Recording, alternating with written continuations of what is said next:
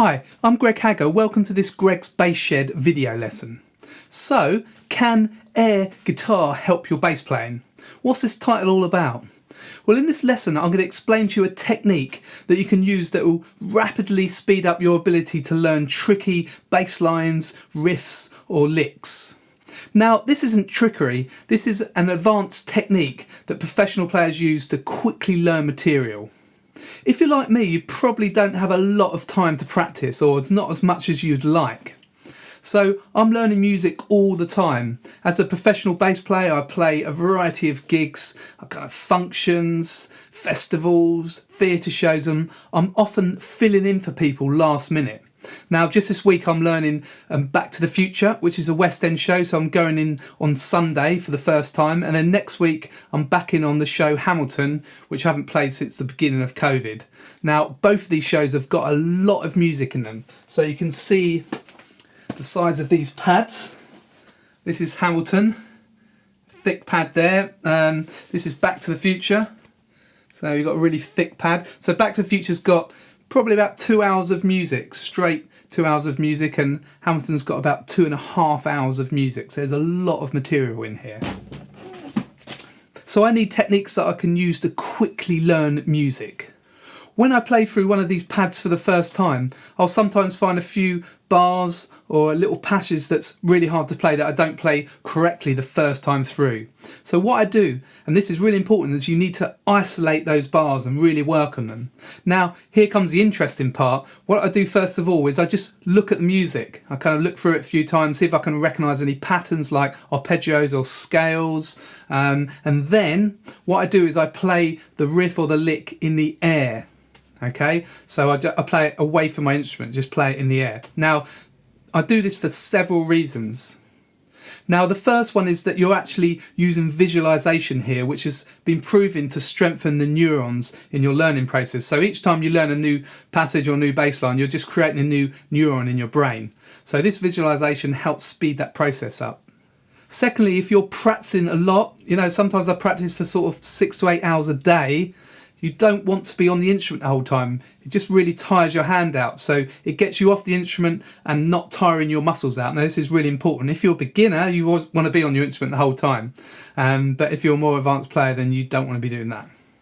Now, the third thing is it stops you playing the particular section incorrectly. So if you're practicing correctly, you're just creating pathways that are incorrect. So you're going to have to undo those at some point. So it stops you kind of rushing in and just playing it wrong.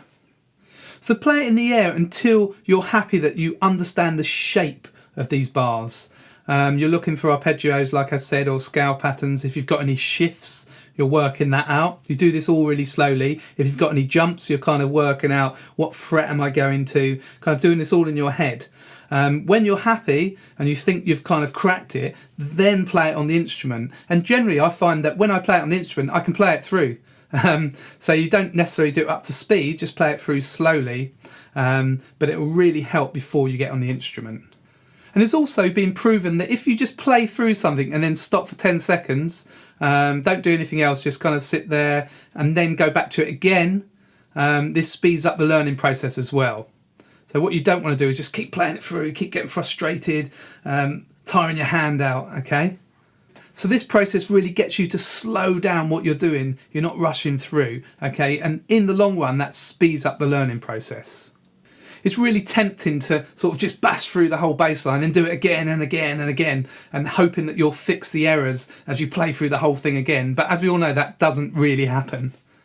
So what I'm going to do now, I'm going to play through 5 licks and riffs that I've pulled from various different pads or just made up myself. And what I want you to do is I've written these down on a PDF in standard notation and tab. You can get that below this video. Just click the link in the description. So I want you to pause the video in a minute, download that PDF, and then look at the first exercise. Do that in the air yourself. Go through that process that I told you. Kind of look through it, play it through in the air, then play it through on your instrument. And you don't have to have it to full speed, but once you're comfortable and you think you've kind of cracked it and you're playing it correctly, then listen to me playing it through. And then do the same for each exercise. So pause the video, play through, and then just check it through.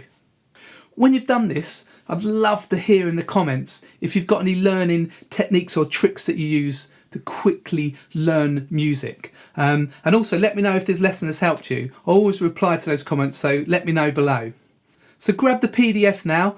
Don't forget to subscribe to my channel by clicking the red subscribe button if you haven't done so already. I've hit 5,000 subscribers, which is great. I want to get to 10,000 now. And also click the notification bell and you'll find out about all my new video releases. So grab the PDF, look at exercise 1, pause the video and then come back and check all the exercises. So hopefully see you very soon in the next video.